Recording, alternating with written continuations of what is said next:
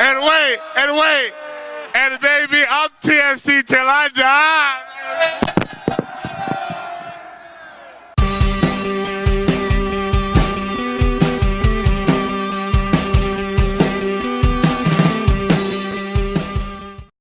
Hello and welcome back to Toronto Till I Die, the Toronto FC fan show. I'm Mike Newell, and well, that was better than anticipated, I think, for a lot of Red fans.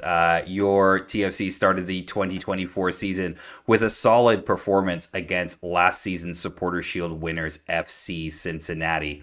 This week, we are talking Toronto FC's opening week 0-0 draw against Cincinnati, focusing in on the much improved play of the team. You know, we're going to look at one good, one bad, and 1 point to improve on from the game. We'll name our TTID Man of the Match Day, so that's a little new thing we're going to be dropping this season. And of course, we'll talk about a lot of the new faces that have entered the dressing room. A lot to get into this week with my co-hosts, Michael Singh, and special guest, writer at TorontoFC.ca, the TFC2 king himself, Mr. James Grossi. James, how you doing, buddy? I'm doing well, and I'm excited to chat with you boys today. I think, none of us had any idea what to expect going into this season. Preseason was a little bit of a mystery, and so I'm pleased that, we have some stuff to talk about today after a pretty encouraging point on the road away to Cincinnati. Yeah, what a treat. What a treat to be joined by James Grossi, and of course on the heels of that Toronto FC performance. We've been saying it for, I feel like, 6 months now, where we come on the show and we're so bitter, we're so down, we're so pessimistic about this club, and we're like, please finally give us something to just come out and just be positive about.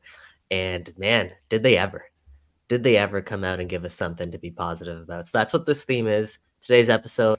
Not only because they played well, but we also got James Grossi joining us for the entire episode. So it's going to be all positive vibes here on today's one.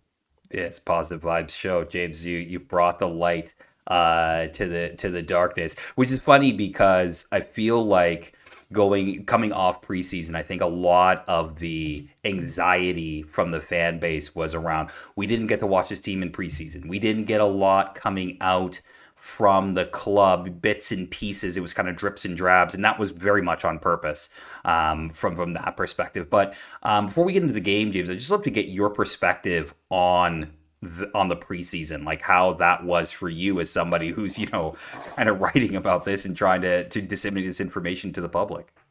Yeah, it was challenging. I'm not going to lie. Like we had our usual sort of always on that first day, we all go up to the training ground and you have your couple of conversations with people. It was pretty small this year. I think it was just John and Oso and maybe one or two other players that's skipping my mind right now.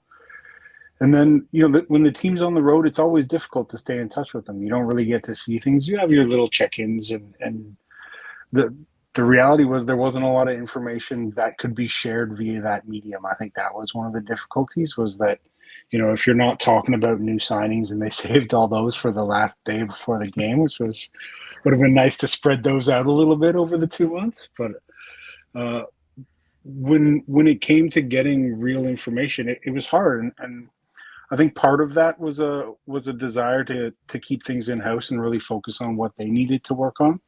But I think part of it as well was just I don't feel like the club was in a position where the answers that they were looking for required a lot of talking. Like one of the quotes that emerged was something that John said pre-match about, he was asked about the MLS soccer rankings and how the team sort of felt about where everybody had them pegged to finish this year. And John relayed something that Sean Johnson had said, is it's like, we don't need to worry about proving anybody wrong right now. We just need to worry about proving us right. And so I feel like the club was in a place where they could have come out and been all positive and said all the right things and had everybody going like, oh yeah, that's great, that's what you want to hear. But none of it would have mattered if they didn't follow that up with something to show people. And so I think they took that approach a little bit this season. I don't know that it was, purposefully hiding from anything or anything like that. I think it was more of a matter of the work that we need to do right now involves, getting on the pitch, coming together as a unit, and there's no better enemy to bring a team together than the outside, the collective outside, whether that's the fans, whether that's the media, whether that's other people in the league. You sort of need those pressure points, and so I'm sure all those things sort of work together. But yeah, trying to write a match report about a game that you didn't watch, where you weren't allowed to know who was playing in the game or what the final score was definitely a tricky one for sure. Was that the most times you had to type trialist in a match report ever? I think I've had a couple where there were more than two trialists at any one time, but I tried my best to get that information out there. I even offered to buy a shirt with trialist across the back, but nobody would budge on I was letting gonna do me. it if Nixon scored, I would have done it. I might still do it, man. We'll see. That's very interesting though that you do bring up kind of that point from that perspective, because we've been a little bit harsh, I guess we could say, when it comes to our assessment of the club's handling, I guess we can call it, of being transparent with its fans. They have taken on this bit of a mantra that they're kind of putting out there. It's we owe the fans. So actually, before we start and get into the match, got to shout out sort of the traveling support that we saw for Toronto FC heading over to Cincinnati. Mike, you've been a part of some of those, groups who have traveled over for away matches. So to see, decent amount of fans show up to Cincinnati, commend you, and thank you, quite honestly, for putting on for this club. Yeah, for sure. Block 114, a lot of those guys went bus down like overnight. Like it was basically a midnight Saturday bus heading to Cincinnati, driving all day, getting into the game and getting right back on the bus and heading home. So absolute road warriors for those that attended the game in Cincinnati. Speaking of, let's jump right into the game itself. A 0-0 draw on opening weekend, or MLS is back, whatever they're branding it, of the opening week. The first question I have for you guys, before we get just an initial impressions, just the lineup. I think everybody was really intrigued by what exactly John Herman was going to put out. I think we all kind of had the idea that there would be three at the back, but what exactly would that look like? Who was going to be in, and how this was going to all sort of fit together. In the end, he starts out at least with a 3-4-2-1 with really, O'Neal, Long, and Petretta at the back. And then new-ish, I guess. I mean, if you come to the third time to a club, are you really new? But Richie Laryea and Federico Bernardeschi kind of starting out at those wing back / you want to call them wide midfield positions. Just your initial thoughts, James, just on the lineup when you saw it and sort of what you thought. Yeah, I all preseason we'd heard that the back three was going to be a thing. So I was trying to figure out exactly who of that list of 11 players was going to be that back three. We had heard some rumblings of Fede playing at wingback in preseason, and the thing with anything you get out of preseason is like how much of it is, we're trying it out in this game because somebody picked up a knock, versus it's something that we really want to try to do when the actual season comes around. So, I heard that had gone on, and I sort of dismissed it as like, oh, we'll see, we'll wait until things come. And yeah, I mean, defensively, I think it's a little bit of a risk having Fede there. If Shane O'Neal hadn't had the game that he had, or Cincinnati had a little bit more position and found a little bit more joy up those flanks, I could see that being a little bit of a liability. But it gives you some flexibility, and it gives you a lot of options in the attack. And I think we saw a little bit of that with Cincinnati being a little bit overwhelmed on both sides, maybe more so the left than the right in terms of tracking everybody that was coming down. So yeah, I expected that John would have something up his sleeve when it came to Cincinnati, where we haven't asked him the question yet whether he wants to be a team that, has a definite way of going about things versus being one of those teams that sort of tinkers or shades things a little bit based on who the opponent is week to week. So I don't know how permanent of a thing this Fede at wingback situation was, versus being a way to really disrupt Cincinnati. They're a team that really uses those flanks really well, and I thought we didn't really see that too much in this game. Yeah, and I think just building off that, the buy-in from Bernardeschi to actually pick up and slot into that wing back position, go, both ways up and down the pitch. That's something I had question marks about seeing him start at wing back, but from the first minute he was bought into that role. And you're right, there are times I was a little bit nervous when he was isolated on the wing defending on his own, the gap that he was giving his defender. You can tell it's while he has actually played that role at times in the past at much higher level, there's still something to be desired, let's say defensively. But you're right, it gives you some fluidity offensively. I want to, shout out Raul Petretta at that left center back position. I thought he gives TFC an element which they don't necessarily have with the rest of their back two in Long and O'Neill. Raul Petretta gives us someone who is comfortable in possession, comfortable on the ball, and has the pace and the aggressiveness and the strength to kind of get away with him as more of a center back in a back three at least. So we've seen it in the past with Canada. We've talked about this with Kamal Miller and Alistair Johnson, people who were natural fullbacks who got converted into outside center backs. And I think Raul Petretta is another guy who can fill that void and really occupy that role for Toronto FC, especially when you look at some of the relationships that he's already started to form down that left hand side. Obviously a new one now with Richie Laryea, but you slot Richie into that role as well, and it gives you some, additional cover at that position. And we saw a couple times, especially in that first half, where Richie Laryea had to, track back, make some, last ditch tackles, but still that's what Richie can offer. So, you look at that left side and I see Petretta, I see Laryea, and I see Lorenzo Insigne. And quite frankly, that's a left side I'll take against really any other left side in Major League Soccer. So I love that part of it. I think there's something to build off there. Yeah, the Fede at wing back midfield. I know his average. I know somebody mentioned in the comments that his average position was a little bit higher. Of course, that's where you ideally want him. But I don't think that is. I hope I don't think it's as a long-term solution for that role. As much as he is bought in, I'm not sure that's exactly where you want to do, or you're leaving Shane O'Neill with a lot of work to do at times.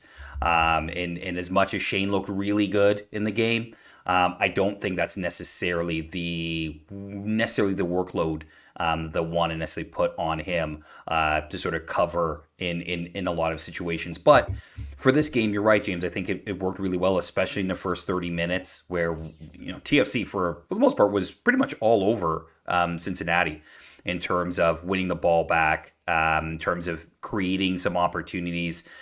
I think the one thing we're going to notice about this team is that, and it's no surprise, the route to goal is not quite there yet. The final actions aren't quite there yet, and it kind of showed. They had opportunities, and realistically, they probably should have scored within the first 15 minutes, but still not able to find a route to goal yet. Daniel just saying here in the chat, wrong one. Shane overlapped Fede at one point. I fell off. I mean, Shane Maldini O'Neill was out in full force in the first 30 minutes. I could not believe what I was watching. Let's talk about Shane a little bit. Yeah. James, what were your thoughts on Shane O'Neill's performance overall? Yeah, I think we'd heard a lot in the preseason about how Shane was one of the guys who was part of that leadership group, and when he came from Seattle, I was pretty high on that as being a really solid under the radar sort of pick in terms of he's not going to be the best defender out there, but if he's top 2, top 3 in your squad, and he's playing the way that he did when he was with Seattle, he can be a really serviceable piece. And, we didn't see a lot of that last year. I think, everybody's performances took a pretty significant hit last year, whether it's 50%, whether it's 60%, whatever, however you want to quantify that.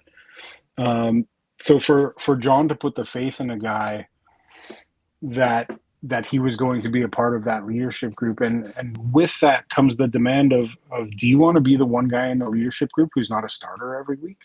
Like how much responsibility? How do you respond to the coach putting that kind of responsibility into you? And so we'd heard a lot of talk about Shane being a changed man this year, and I think we really saw that in this game. He was everywhere. The overlap was unexpected, but it was good to see. But I think that when you get a player who's bought in and a guy who's at that age where you see it in a lot of players. You see that sort of evolution where, like, when they're young, early 20s, they're sort of riding off their athleticism, and then there comes that point where you're not as fast, you're not as strong as you used to be, and you have to learn that next stage of that part of your career that's going to see you through for those later stages. And I think from Shane's time in Colorado to what we saw in Seattle to what we saw glimpses of in this game, I think Toronto have got themselves a really serviceable center back. And so,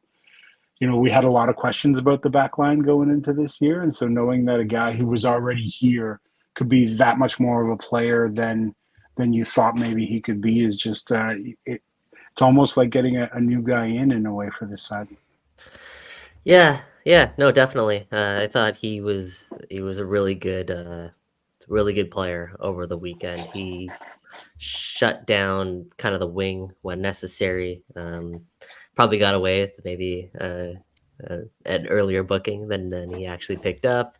There were definitely some instances where he was kind of exposed there out on the right wing when he got pulled all the way across.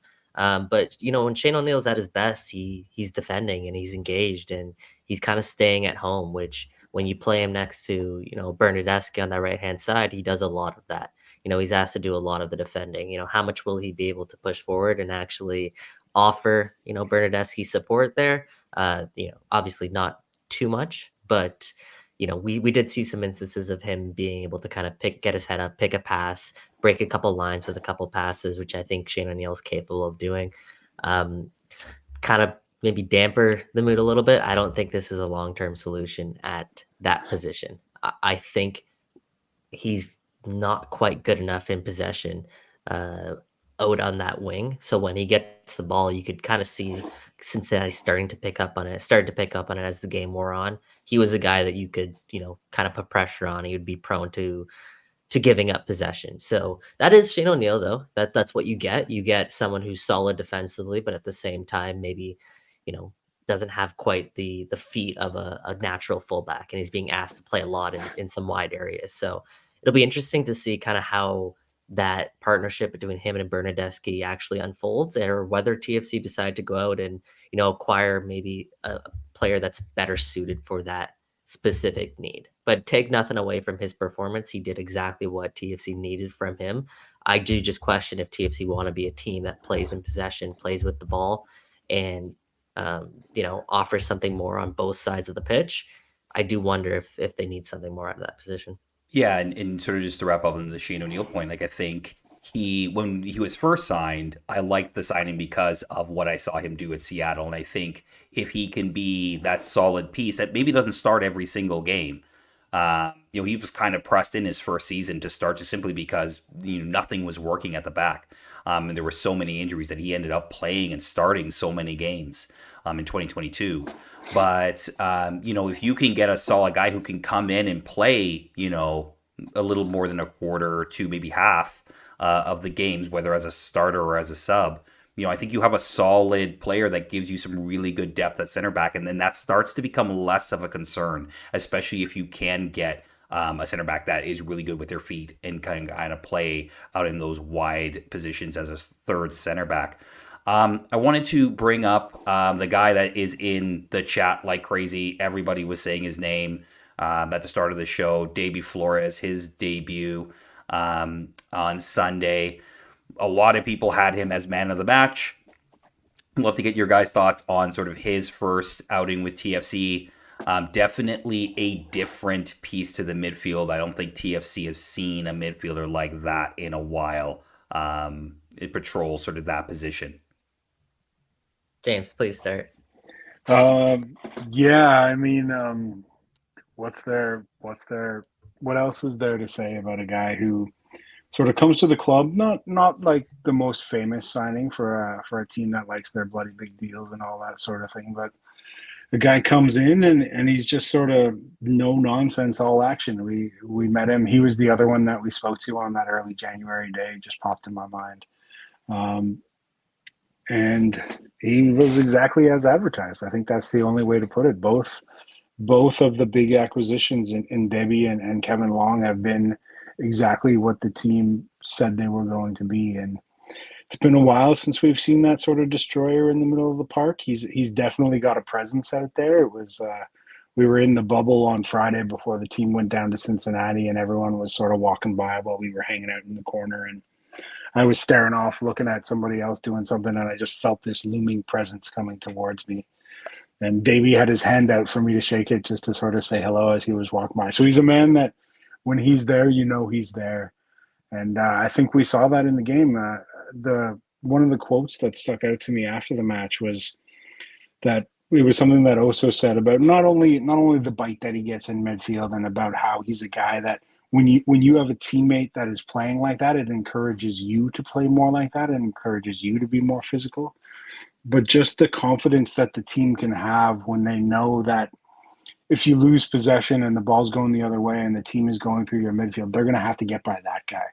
And so the confidence that gives you as a group to take chances and to move forward and to get into those advanced positions, knowing that he's got your back is something that'll be good to see. I think one performance is one performance. You got a lot more games to go, but on those 90 minutes, it's definitely he's going to be a very important piece for this team. And if he plays every game like that, he's going to be a fan favorite pretty quickly.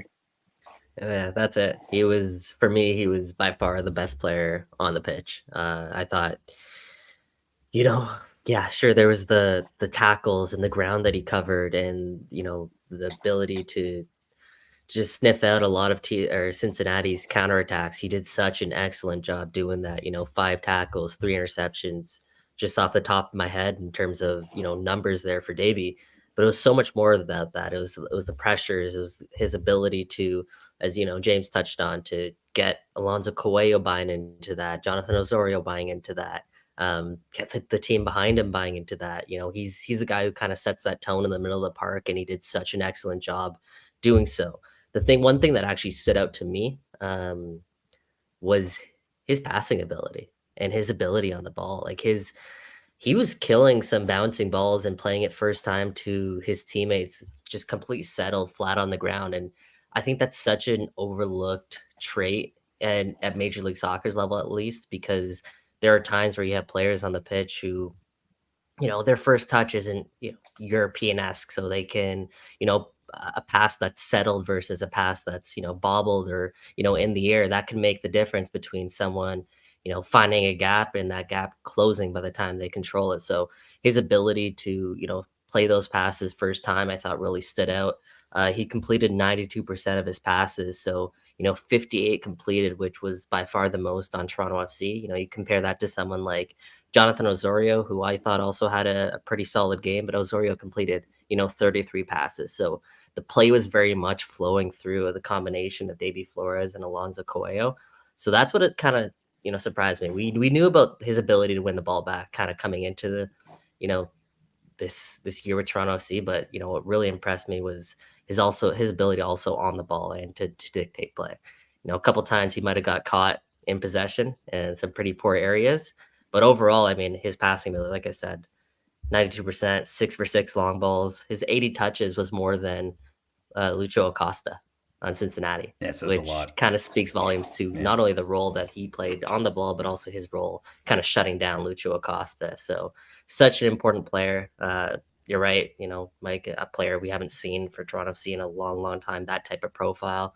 We kind of saw a little bit of a comparison in, Franco Ibarra last year, similar types of players, but the difference is it's all, it's all up here. It's all mentality. Franco Ibarra, we kind of know this. He wasn't really interested in being in Toronto.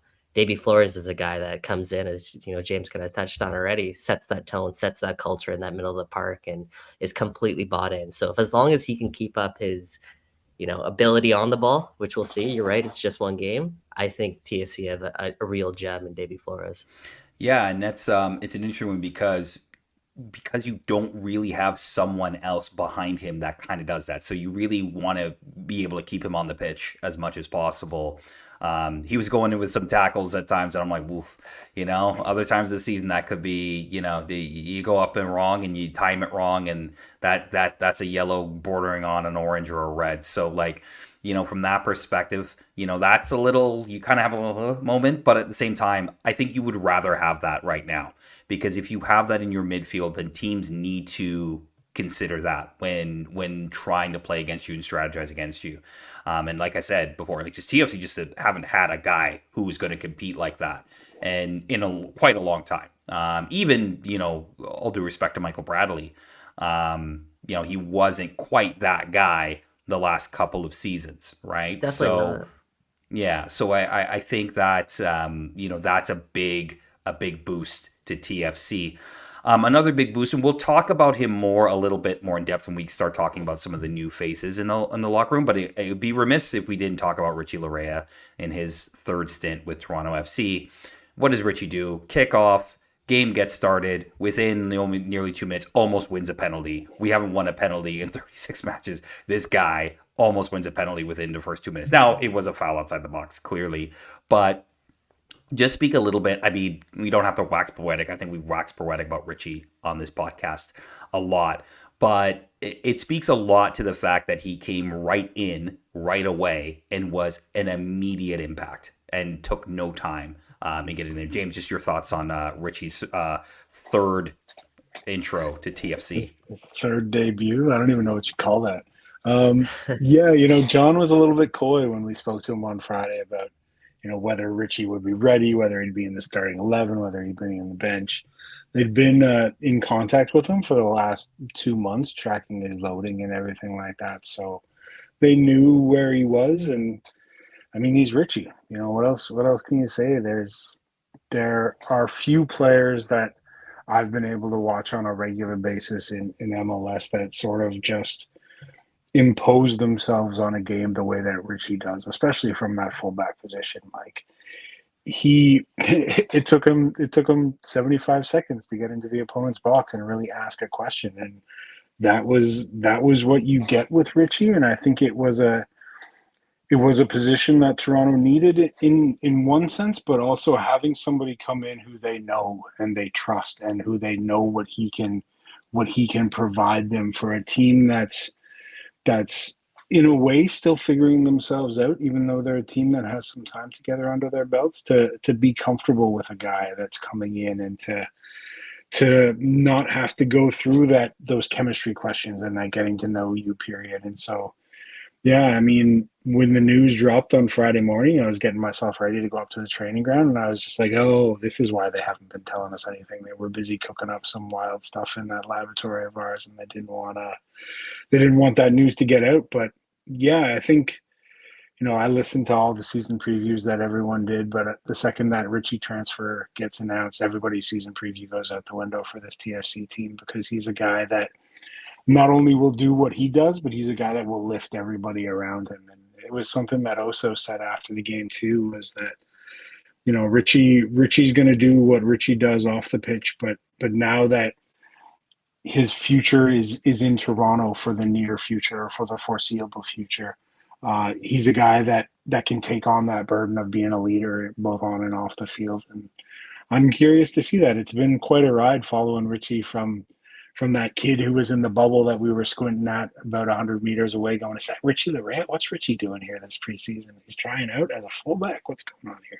So to see him do that, to being a star for TFC, a star for the national team, see him doing commercials on TV, and now coming back to be a leader at a club that's, in desperate need of trying to find their way back to the pinnacle of the game here in MLS, where they were not so long ago. So you need, one of the lines that we hear all the time is, you need good people to do these kind of things, and Richie's a good person, so I'm excited to see it. Yeah, Colin, that's all well said, but Colin brings up an interesting point. Will Richie become part of that leadership group? I would be surprised if he doesn't, quite frankly. We know how important he is to that dressing room and how important of a player he is to Toronto FC. So now, as James kind of touched on what Oza was saying about Richie's future being locked up here in Toronto for the next 3-4 years at least, it wouldn't shock me at all to see him included as part of that leadership group. And even if he isn't included as that leadership group, you sure as hell can bet he will play just as important a role as every one of those leaders. such an unbelievable get for TFC. You know, Gracia was saying our previews go out the window right after that signing's done. We record our preview Thursday night, news drops Friday morning. And, you know, one of the things I was saying about TFC playing with wingbacks and not really addressing kind of their attacking needs. And they didn't really have the wingbacks on their roster to necessarily do as much as they would have wanted out of wingbacks in a 3-4-3 formation, specifically in the attacking third. Um, with Richie Laryea, that changes, right? He's a guy who, you know, at times, especially in this system, there were instances where him and Lorenzo were kind of interchanging, where he would jump up and play more of as, you know, I guess an attacking midfielder or an outside wing. More naturally up front, and he gives you the options of making some of those runs in behind that maybe Lorenzo at this point in his career can't necessarily do. So the fact that they have that relationship down the left-hand side and interchanging, that it does give TFC a bit more of a different look. Also, of course, Richie's ability to drive at defenders, beat defenders 1v1. We saw that, you know, multiple times. So that's such a valuable trait that they acquired. And, you know, as James already touched on, I just want to highlight it once more. We talk about with Deybi Flores about setting the tone for this team. I mean, Richie Laryea sets the tone for Toronto FC every single time he takes the pitch. You guys said a minute and a half for him to go down and draw a penalty or a potential penalty. It was like 30 seconds for him to be screaming or getting in the face of an opponent even quicker, the way that we know Richie Laryea does. And, you know, John Herman's talked about it. That's something this team was missing so much last year, is just kind of that passion. So you add Deybi Flores and Richie Laryea, and all of a sudden you got a more engaged Jonathan Osorio, potentially Italians bought in. And then you have, you know, Long at the back, O'Neill and Raul Petretta. Those people are all guys who are gamers and competitors and people who can really kind of set that tone and that tough mental toughness for TFC. So yeah, I think that's such an important get. Yeah, and let's talk a little bit about Lorenzo, because I think, you know, it feels like we talked about all these great performances, and yet the star man, in theory, kind of had, I don't know if a quiet game's the right word. I mean, he did get one on frame. You know, he did have opportunities. Prince Wosu did a great job saving one of his shots. He would have been offside anyway, probably. But, you know, again, a player that looked bought in this time, right? Like, in a sense that, you know, he was willing to go into some places that maybe he wouldn't have been willing to go on the pitch last year and in previous years. And yes, of course, they're managing his minutes. He only played 60 in this game. TFC fans kind of get used to that. I think we're going to start seeing Lorenzo not playing 90 minutes week in, week out from that perspective. But maybe give your thoughts, guys, on Lorenzo and sort of what this might sort of look like with him going forward in terms of sort of his minutes and how he's going to fit into this 11. Yeah, I think, you know, if that early free kick goes in, or if that later shot doesn't hit Prince, then we're talking about, you know, Lorenzo scoring a goal on his debut in this new look TFC, having their guy scoring the goal. So, you know, those little inches of whether it's the goalkeeper keeping that ball out, or, you know, Prince being on the ground and your shot hitting them, those are the things that sort of come and go with games. What I wanted to see from him was being bought in to what it's going to take to find success in MLS. You know, MLS is it's a tough league to come over and play your football, especially as you're getting older and you have to sort of reinvent the way that you do things, and you can't always rely on the fact that every teammate is going to have the same football IQ and the same technical ability to put that ball exactly where you want it. And I think what we saw a lot in the struggles last year was Lorenzo being a bit of a man on an island when it came to the rest of the team, and him both trying to do things a little bit too much by himself. That goes for Fede as well, by the way, but also not having the pieces around him that you need as a player to have those little 1-2s, or to drag a little bit of pressure off you, or to open up a little bit of space. And, you know, we saw that expressed in a lot of those gestures and a lot of the hand motions and a lot of the sort of frustrations that came out over the course of a long year. And, you know, again, it was only 90 minutes, so we'll sort of see what it looks like when the game's going against you. But I thought I saw a guy who was doing all of the things that he needed to do, and that had more of the pieces around him that are going to allow him to find those little spaces to be more of the player that we know he can be. And I think load management is a little bit of a hectic word in the sports world these days. And when fans buy their tickets and they want to see the guy play, you have to respect that. But at the same time, as a team, I'd rather have 60 minutes of Lorenzo at his best than a couple of weeks at him at his best, and then him at 60% for a month, and then maybe another couple of weeks where he's at his best. So, Jones got a good sports science department. They brought in somebody in particular to work with Lorenzo and making sure that he's in top shape. And that's also where you get those valuable minutes for those fringe guys that are not going to be part of those starting 11. So I'm entirely comfortable with it. I think what you want to see, though, is making those 60 minutes count a little bit more. If he goes off at the hour mark and you're up 1-0 or you're up 2-0, then that's a little bit more comfortable for people than seeing your superstar go off when the game's tied at zeros. Yeah, it's going to be interesting to see how John Herman does I guess load manage Lorenzo this season. We touched on kind of his injuries that he was kind of battling with throughout last season, even heading into this off season on the last episode of this podcast. So there is some level of concern there when it comes to his overall health. I think John Herman said after the match that he was going to ensure that Lorenzo was ready for home games, because home games are what make or break you in this league, right? And also, yeah, sure, there's that home crowd factor as well.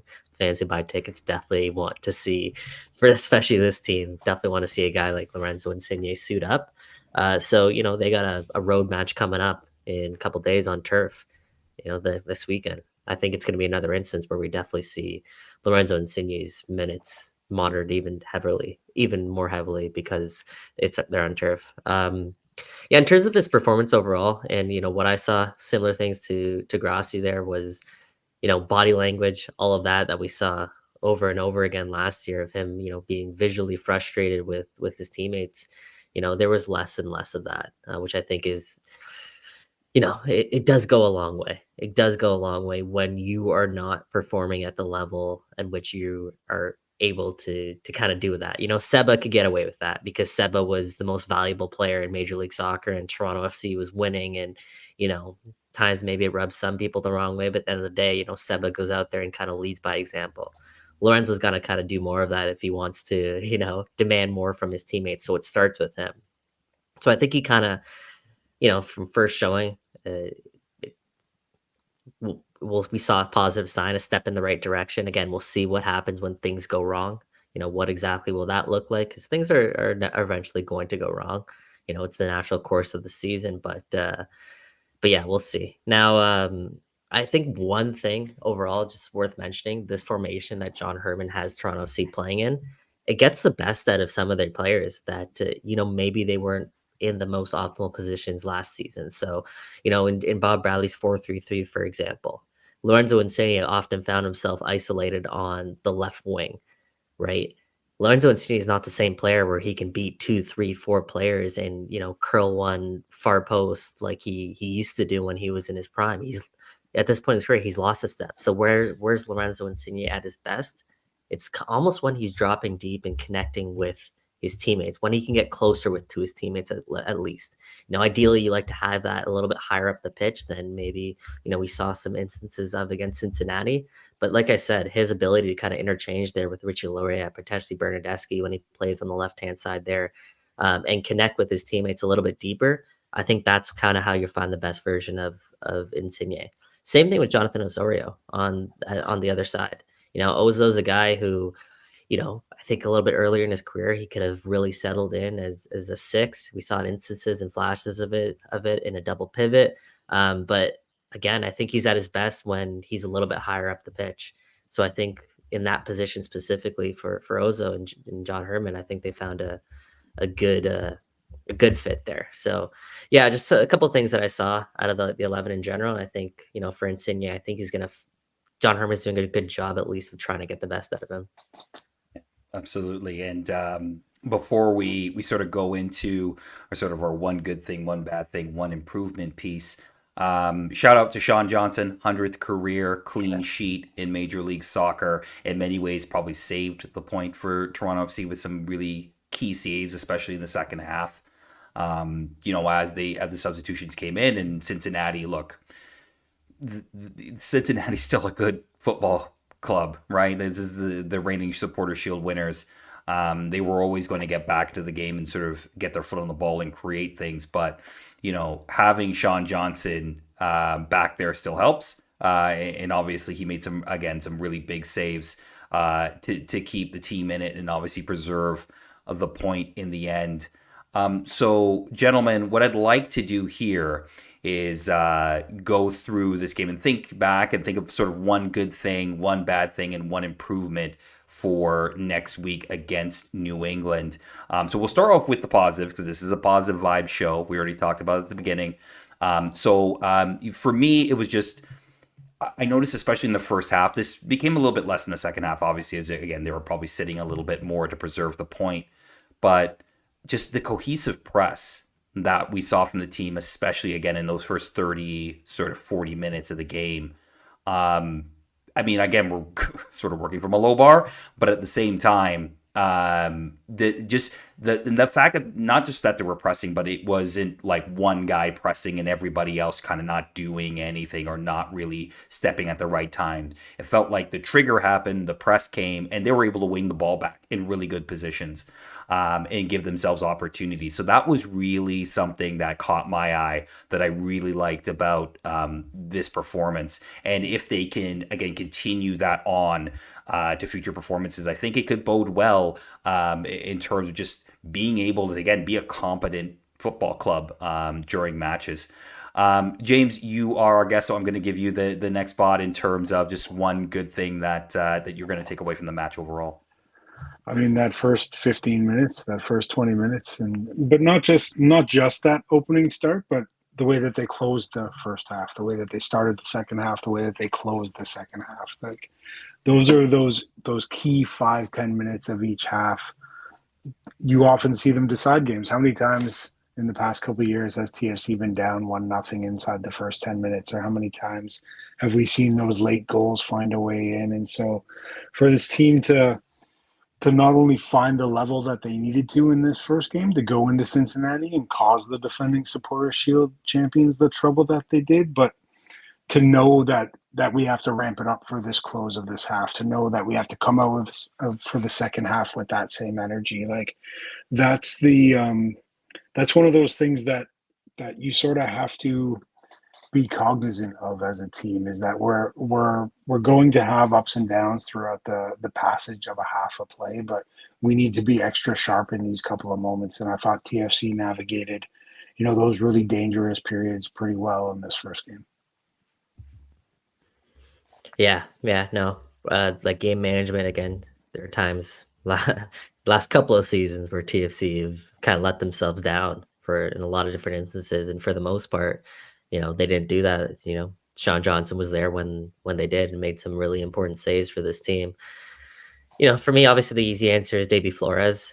Something that I liked. If TFC are going to be successful, he's going to have to be successful and be a really important piece of this team. But, beyond that, I did, for the most part, like John Herman's decision to go to Jaquil Marcheretti when Insigne was taken out. I was a little bit, I don't know if concern is the right word, but maybe concerned for Jaquil when Richie Laryea's, acquisition was announced and he was returning to Toronto FC, because we know about, kind of all the hype that Jaquil had heading into this preseason. And we've kind of saw a similar instance, in 2022, I believe it was, when Jaquil had a really positive start to the season. And then unfortunately he suffers that knee injury.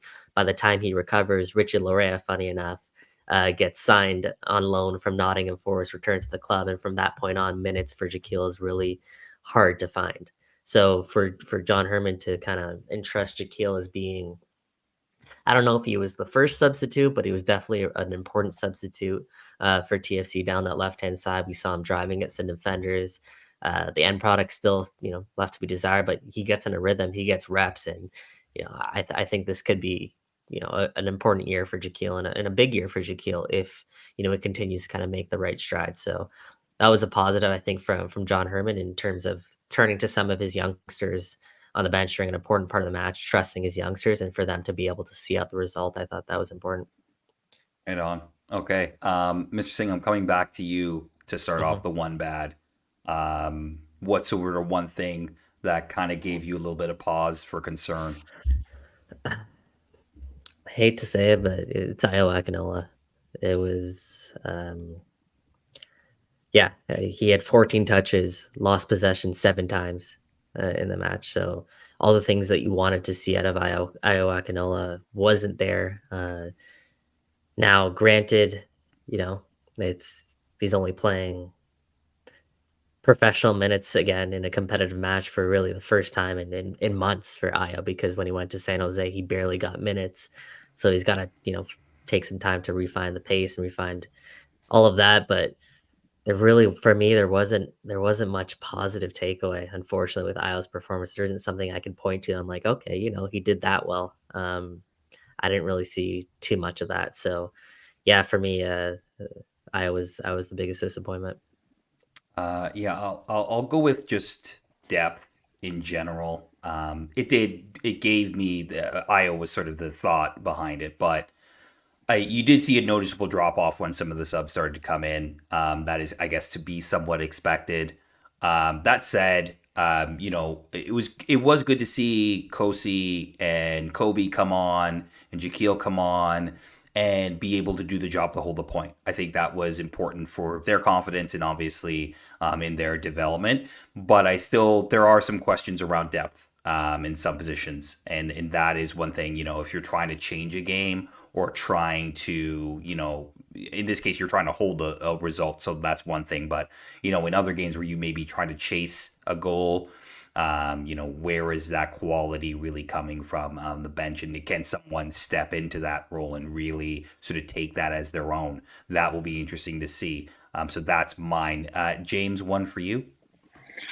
Yeah, I think it's how on a knife's edge that attack is going to be. Those you mentioned it, Michael. I think the two giveaways that Deybi had, where Toronto had so many numbers pushed forward and just trying to force a ball into a lane where it wasn't going to go, and all of a sudden it's going back the other way.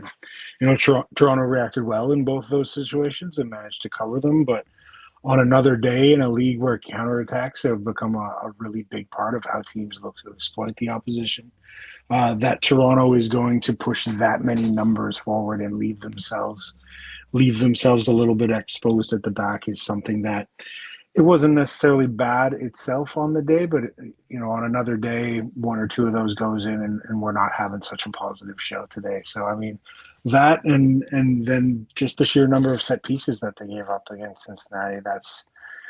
It's cliche, but set pieces are such an important part of the game, and if you're going to be giving up 10 corners and a handful of free kicks from decent positions every game, soon enough it's gonna come back to bite you.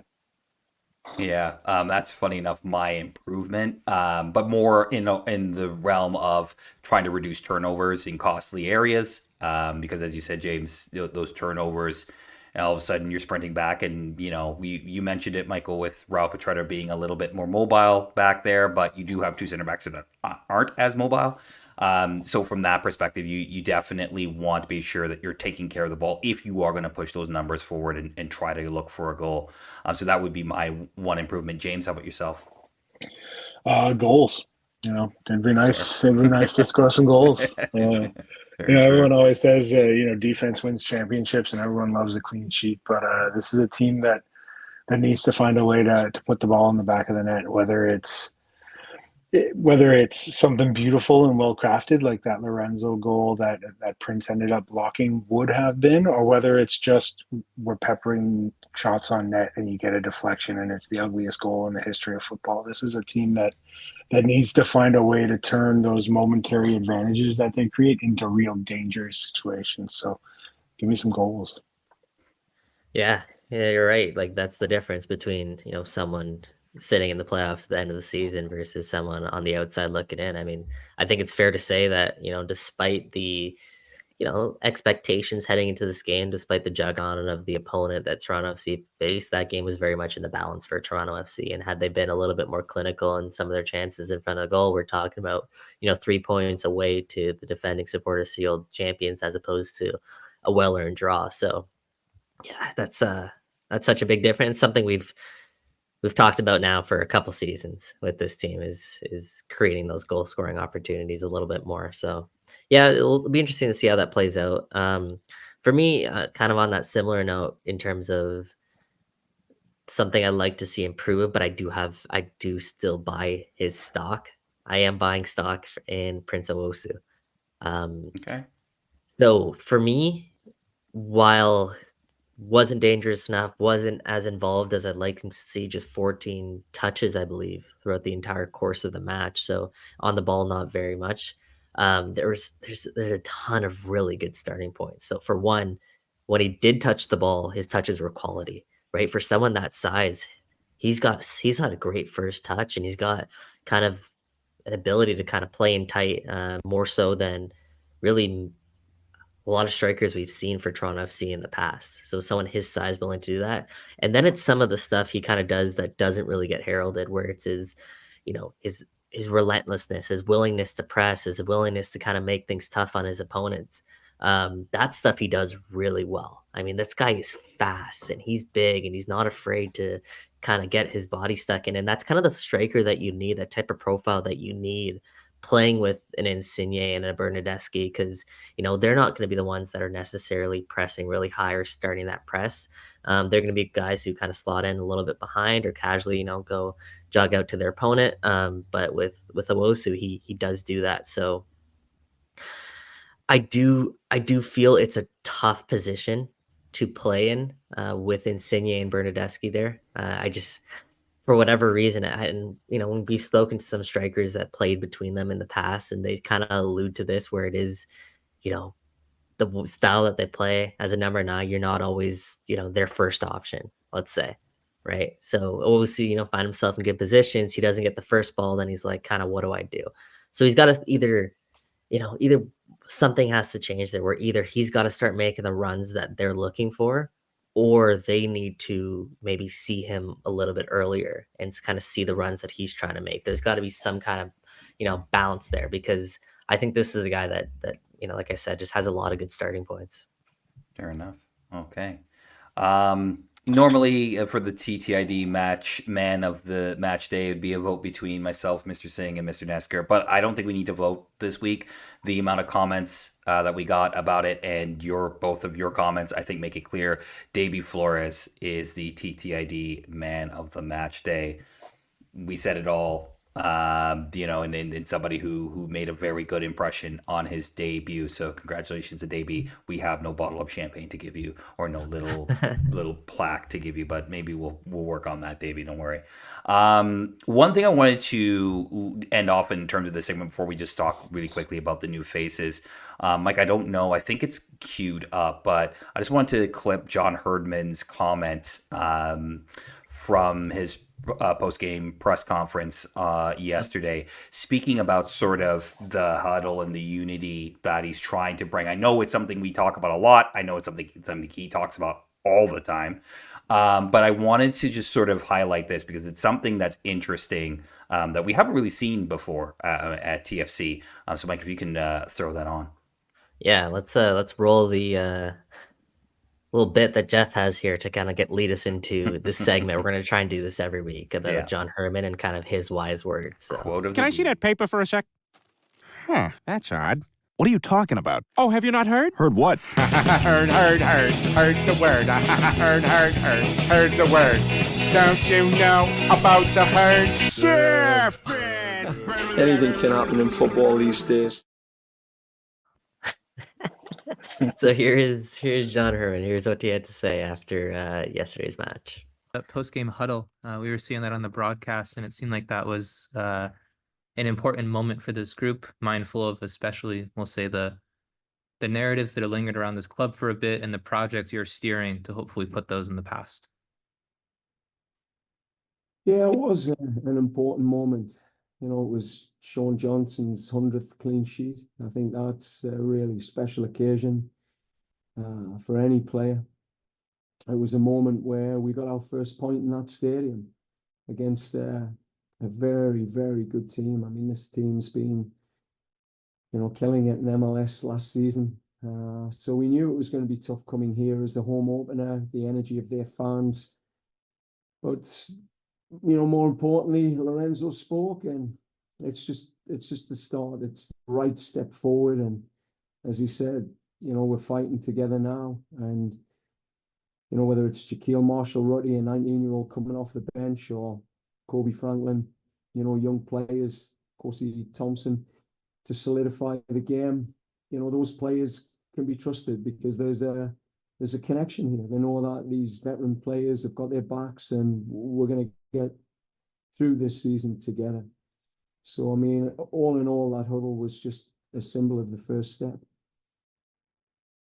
Yeah, so John Herdman talking about the post-game huddle, which was very indicative and if you saw it, it was on the broadcast, very much brought Canadian men's national team, the women's national team vibes to those who know. An interesting one, because I think, look, there is sort of an outward sort of perception. They want people to understand that they are together. They want to sort of quash this narrative.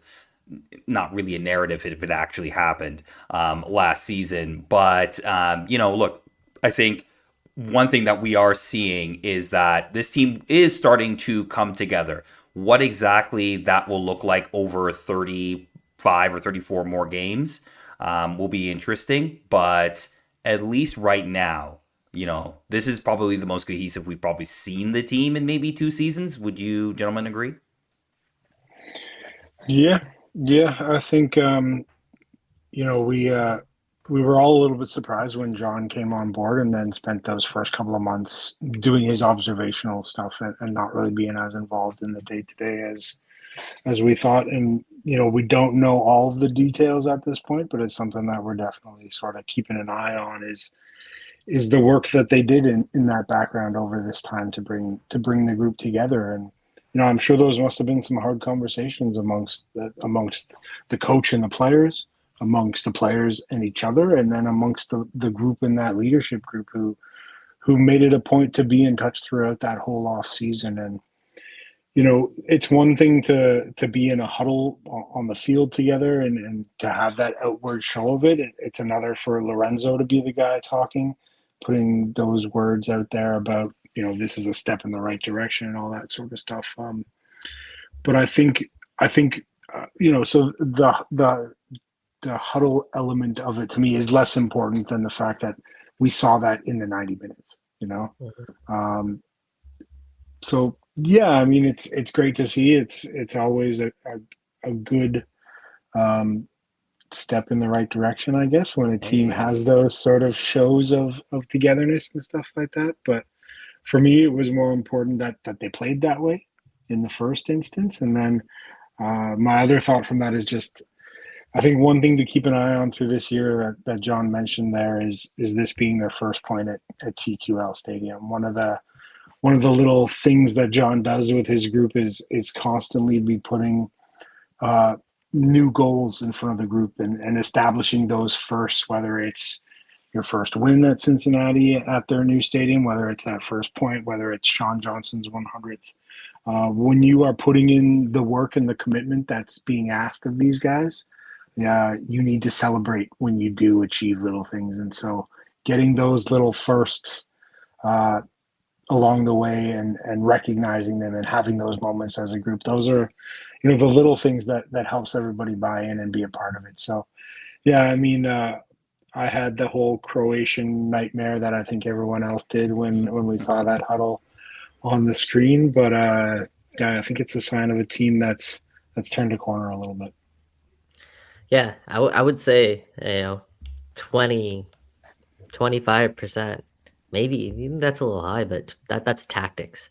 The other 75% of it is exactly what you alluded to there, James. It's that buy-in, that togetherness, that mentality that this team needed to rebuild and refine this offseason. So the work that, has gone on behind the scenes, we've caught glimpses of it in their, All for One, YouTube video that I think a lot of people enjoyed. If you didn't, I highly recommend checking it out because it is refreshing to see, because, what we've known and we've come used to is kind of a little bit more of it's a not so fun environment, I guess, let's call it. But they mentioned, and John Herman's mentioned it a couple of times, having Robin Gale there, kind of behind the scenes and really working with this team's mentality is super important. And that's, like I said, it's even more important than I think the tactics on the pitch. So, all good for now. The real test is going to come when this team does face some adversity. How bought in are Lorenzo Insigne and Federico Bernardeschi actually? We great first 90 minutes looked good, 0-0 draw, came away with it. Guess what? The first couple of games last season looked decent as well, and there were some positive takeaways from last season until TFC dropped some points at home, and Federico Bernardeschi got frustrated and decided to voice some of that frustration as well. So it didn't take much last year. So do they have a bigger tolerance? Yeah, I hope so, because during the offseason, I think they also got a bit of maybe a rude awakening about their value as well. Maybe it's something that they take personally now, where they realize that everything that's kind of gone on behind the scenes in Toronto, other clubs have taken note of as well. So maybe that was a bit of an ego check there as well with this duo. But yeah, positive first signs, I guess, let's say. Hey, they're bought in when they put their hands together and go 1, 2, 3, old guys. They were totally bought in at that point. All right, guys. So before we wrap up the show, obviously a couple new faces into the team. We talked about two of them at length in Richie Laryea and Deybi Flores, but the two center backs that also came in, Kevin Long and Nickerson Gomes, or at least I'm going to say Nickerson Gomes because I believe that's how John pronounced it, so I will go with that. But with, we haven't obviously seen Gomes yet, but from all accounts, a solid preseason and a solid trial period with the team. He was one of the trialists.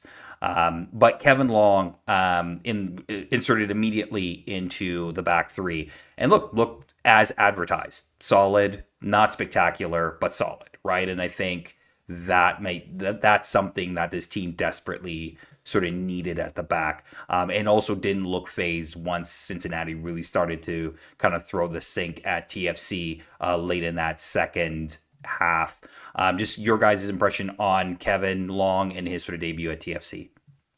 Yeah, I mean, does what it says on the tin. Like, I think that's sort of what you expect when you bring in a veteran center back with the kind of pedigree that he has. And yeah, he was unflappable. He was strong in the air. He was solid on the ground. He did everything. And yeah, when things started to get a little bit tense, he knew how to manage those final moments of the game, and he knew how to organize the people around him. And one of the big questions for the side coming into the year was who was going to be playing in those center back positions. So to bring a guy who's going to be that real central leader and that key voice in the middle for you, especially if you're playing a back three like John was intending to do, was good to see. He's 33, so that comes with some risks, some challenges. How is he going to adjust to traveling around North America? And he told us when we spoke to him on Friday that he had a couple of former teammates in Scott Arfield and Ashley Westwood in Charlotte who he had spoken to a little bit, and he was aware of the travel situation. The fact that he would have to play on turf was a bit of a surprise to him when we talked about it. He was saying he hasn't played on turf since he was like 10, so that might take a little bit of adjusting. But it's the MLS season is a long and challenging one. Like we call it the midsummer slog for a reason. And so we will see how he stands up in the summer heat of Dallas and Houston and all of the other varied climates that TFC is going to have to go to. But for day one, he was exactly what they said he would be, which was just a calm, collected, assured veteran center back, and the team needed one of those for sure. Yeah, that's exactly it. I've seen this exact same type of player 100 times. Like it's nothing special that stands out in particular. It's just he's very solid at what he does, and you know exactly what you're going to get. I mean, he's the Steven Vittoria of Toronto FC is exactly what he is. He's a guy who can play in that middle, can be a leader.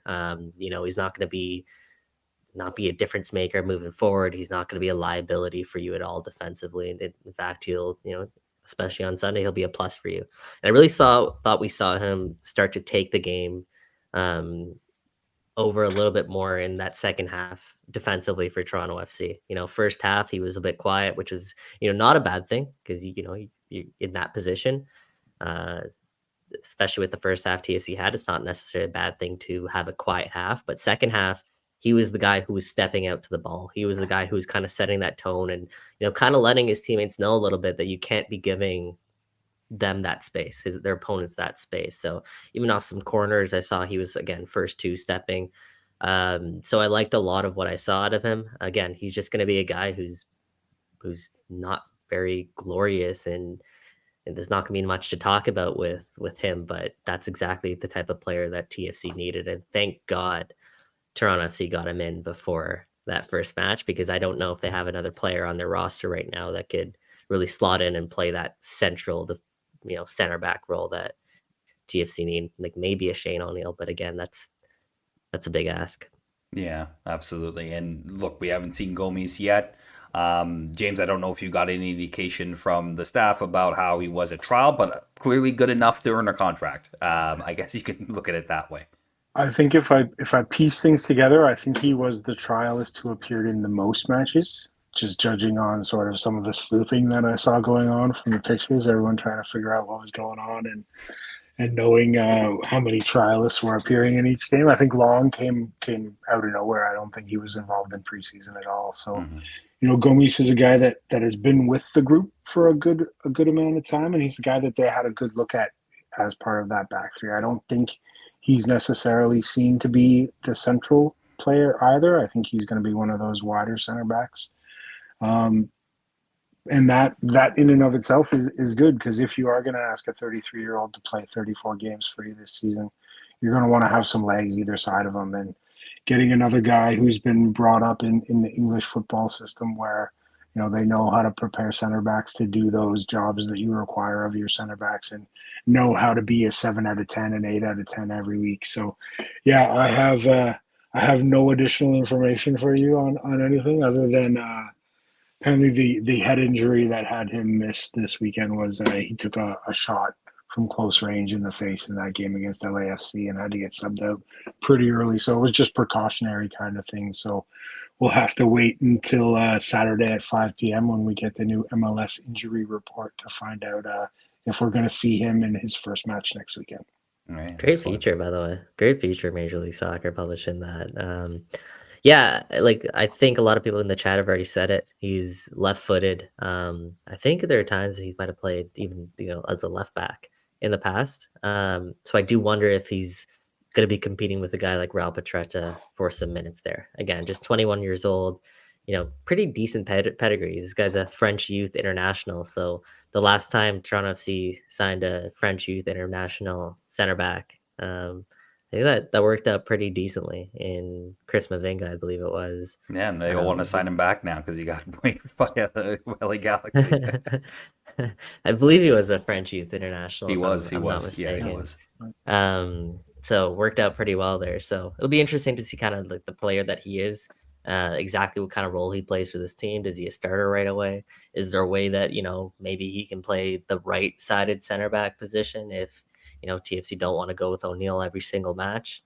It's an interesting signing, but I like the profile of it. 21 years old guy, former English Premier League club, came through that academy, came through the ranks, like I said, French youth international, so checks a lot of boxes in terms of pedigree and potential, and at the right age, something TFC kind of lack. I mean, do you know how old the average age of their starting 11 was over the weekend?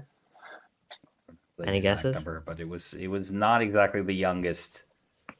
I'm going to say like 29 and a half or something like that. You're almost bang on. 29.9. Yeah. It was the average age versus Cincinnati, who was 25 point something.